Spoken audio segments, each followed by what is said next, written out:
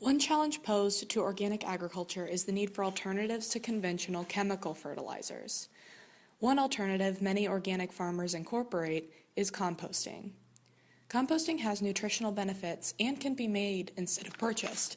The idea behind composting is to feed the soil, not the crop. Composting generates organic matter, which, when introduced to the soil, improves the chemical and biological composition. Also, composting can be readily generated and modified on the farm. Two main components of a good compost are the medium, what gets decomposed, and the organisms that do the decomposing. Common components are manure, crop residues, and straw. Decomposing agents include fungi, worms, and bacteria. Windrow composting is most commonly used in agriculture. Windrow composting involves piling organic matter, such as food waste or grass clippings, into long rows and then having them turn over periodically using machines. While the input may be cheap, the equipment and land needed to generate compost must be regarded when thinking about operation costs.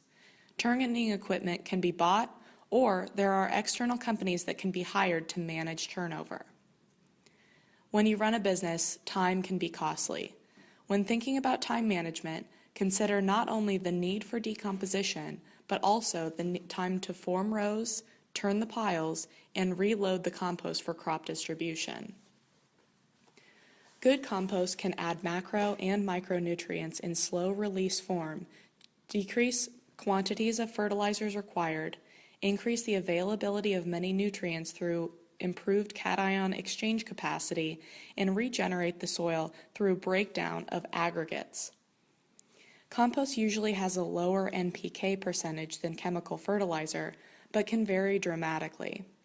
You can improve the nitrogen content by incorporating nitrogen-rich sources like soybeans into the compost. A good compost is brown or dark brown in color, should be mature enough not to self-heat to above 40 degrees at maturity, have a pH between 5.5 and 8, is moisture retentive, and does not contain toxic heavy metals. An additional benefit to composting is the reduction of pathogens and weed seeds. This is a result of the high temperatures generated by microorganisms in compost during the active phase of composting. For more information, visit any of these sites regarding organic agriculture and specifically composting. Created using Powtoon.